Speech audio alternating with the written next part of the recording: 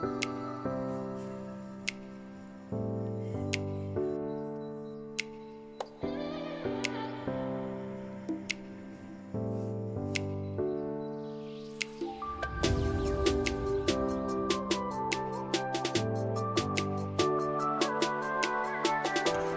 1 cup, পানী 1 গিলাচ, ইনো 1 packet, সৰিয়হ অকণমান, ৰিফাইন 2 চামুচ, নৰসিংহ পাত কেইখিলামান, পাত ধনিয়া অকণমান, জলকীয়া 3টা, নিমখ আৰু চেনি 2 চামুচ। প্ৰথমতে বেচনখিনি চালি ল'ব।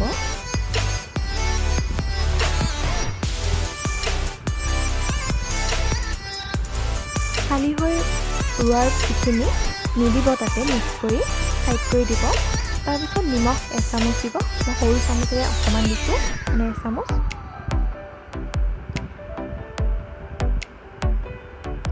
ৰিফাইন 1 চামুচ দিব।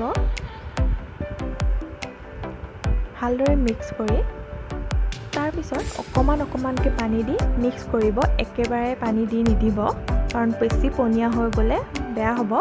এনেদৰে হোৱালৈকে আপোনালোকে পানী দি মিক্স কৰিব। মই 1 গিলাচৰ হাফ গিলাচে ইউজ কৰিছোঁ। তাৰপিছত আধা ঘণ্টাৰ কাৰণে ঢাকি থৈ দিব।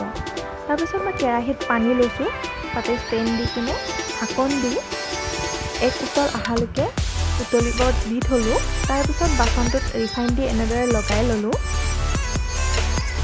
আধা ঘণ্টাৰ পিছত বেটাৰখিনি ইনো 1 পেকেট দি অকণমান পানী, মানে 1 চামুচ পানী দি ভালদৰে মিক্স কৰি লৈছোঁ।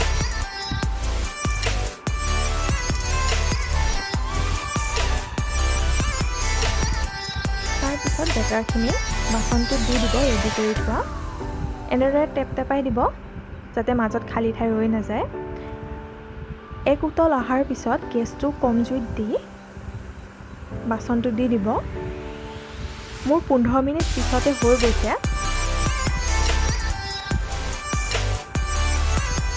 15 মিনিট পিছত মই চেক কৰি চাইছোঁ, মোৰ ধুনীয়াকৈ ক্লিনকৈ ওলাই আহিছে। যদি আপোনালোকৰ ক্লিনকৈ ওলাই নাহে তেন্তে অলপ টাইম থৈ দিব। তাৰপিছত ৰিফাইন দিছোঁ, সৰিয়হ দিছোঁ, জলকীয়া আৰু পাত ধনিয়া আৰু নৰসিংহ দি নিমখ দি অকণমান টাইম লাৰিছোঁ। তাৰপিছতে পানী দি দিছোঁ, কমচে কম 2 মিনিটমান লাৰিছোঁ। লৰাৰ পিছতে পানী দি দিছোঁ। তাৰপিছত চেনি 2 চামুচ দিছোঁ।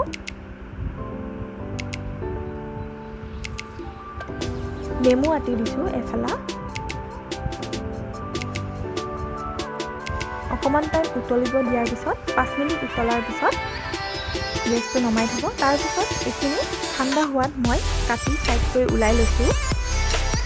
ধুনীয়াকৈ ওলাই আহিছে আৰু ছফ্ট হৈছে। তাৰপিছত এনেদৰে কাটি ল'ব আপোনালোকে সুবিধা অনুযায়ী। এনেদৰে কাটিলে যোনখিনি পানী আমি বনাইছোঁ সেইখিনি দিলে ভালকৈ শুকিব সুবিধা হয়, সেইটো বাবে এনেদৰে কাটি লোৱা হয়।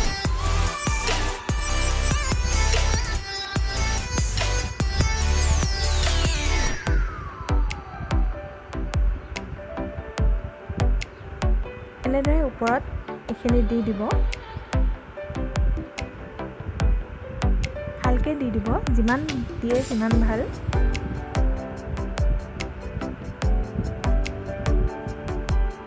এনেদৰে দি হোৱাৰ পিছত কমচে কম 1 ঘণ্টামান থৈ দিব। তাৰপিছতহে আপোনালোকে খাব। চাওক কি ধুনীয়াকৈ হৈ গৈছে, খাব খুবেই ধুনীয়া হৈছিল, ছফ্ট হৈছিল। এনেদৰে আপোনালোকে এবাৰ ট্ৰাই কৰি চাব। যদি মোৰ ভিডিঅ'টো সঁচাকৈ ভাল পাইছে তেতিয়াহ'লে লাইক শ্বেয়াৰ কৰিব আৰু লগতে মোৰ চেনেলটো ছাবস্ক্ৰাইব কৰি দিব নাপাহৰিব। Thank U.